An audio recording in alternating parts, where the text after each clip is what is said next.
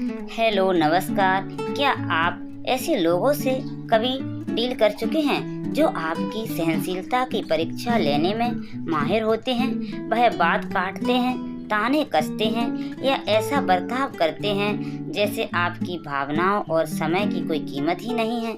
समाज का सामान्य सुझाव यही होता है कि मुस्कुराओ, सिर हिलाओ और अनदेखा कर दो, लेकिन सच्चाई यह है कि यह तरीका अब काम नहीं करता। अगर आप बेइज्जती बर्दाश्त करने से थक चुके हैं तो आप सही जगह पर आए हैं।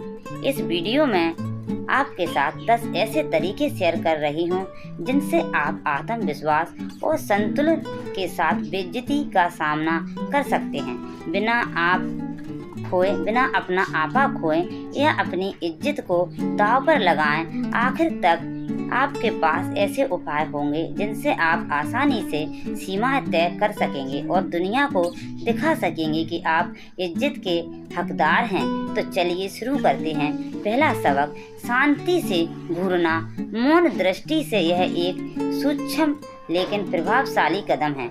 आपके शस्त्रागार में सबसे अनदेखा और असरदार हथियार है एक साइलेंट स्टेयर। ना कोई शब्द, ना कोई ज्यादा प्रतिक्रिया, बस एक शांत स्थिर नजर। जब कोई आपकी बेइज्जती करता है तो यह साधारण कदम शक्ति संतुलन को पूरी तरह बदल सकता है। यह क्यों काम करता है?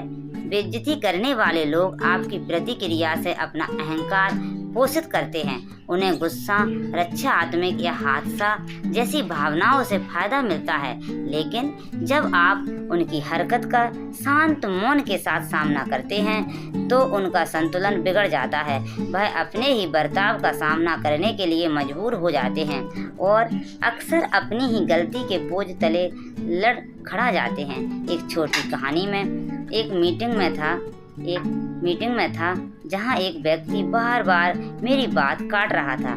शुरू में मैंने विनम्रता से बोलने की कोशिश की, लेकिन वह नहीं रुका। तब मैंने रणनीति बदली। मैं कुर्सी पर पीछे की ओर झुक गया, अपनी बाहें क्रॉस की ओर उसकी आंखों में चुपचाप बिना पलक झपकाए देखने लगा। ना कोई भाव, बस शांत अवलोकन। कमरे में माहौल बदल गया। वह हक लाया, अपनी बात का सिलसिला खो दिया और सबसे बड़ी बात, मीटिंग के बाकी समय में उसने मुझे और नहीं टोका। उस मौन दृष्टि ने वह कर दिखाया जो शब्द नहीं कर सकते। इज्जत की मांग इस तरीके की खासियत यह सिर्फ सामने वाले को असहज करने का जरिया नहीं है, बल्कि यह आपको भी याद दिलाता है कि आप किसी को भी अपनी भावात्मक प्रतिक्रिया देने के लिए बाध्य नहीं हैं। मौन दृष्टि सिर्फ एक उपकरण नहीं है, यह एक घोषणा है। मैं खुद की इतनी इज्जत करता हूँ कि तुम्हारे खेल में शामिल नहीं होऊंगा।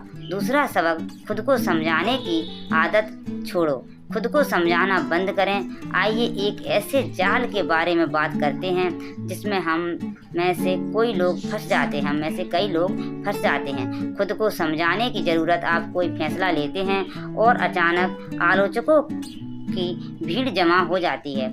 तुमने ऐसा क्यों किया, या क्या तुम्हें लगता है कि यह सही फैसला है? सच्चाई यह है, आपकी जिंदगी कोई अदालत नहीं है और आपको अपने फैसलों का बचाव किसी के सामने करने की ज़रूरत नहीं है, खासकर जब उनके सवाल जिज्ञासा से ज़्यादा जजमेंट से भरे हों। लोग सवाल क्यों करते हैं?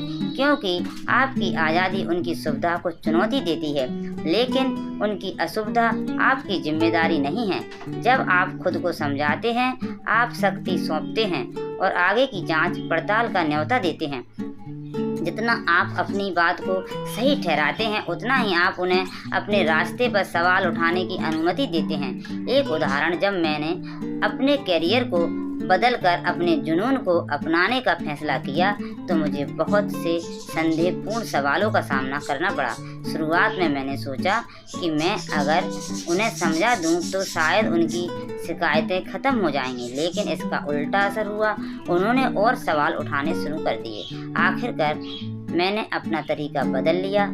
जब किसी ने पूछा तुमने अपनी स्थिर नौकरी क्यों छोड़ी, मैंने बस इतना कहा क्योंकि मुझे ऐसा करना था और बात वहीं खत्म हो गई। खुद को समझाने का त्याग यह आज़ादी देता है। यह कहता है कि मुझे अपने फैसलों पर भरोसा है और मुझे तुम्हारी स्वीकृति की ज़रूरत नहीं है। आत्मविश्वास से भरी चुप्पी कभी कभी किसी भी सफाई से ज़्यादा ताकतवर होती है।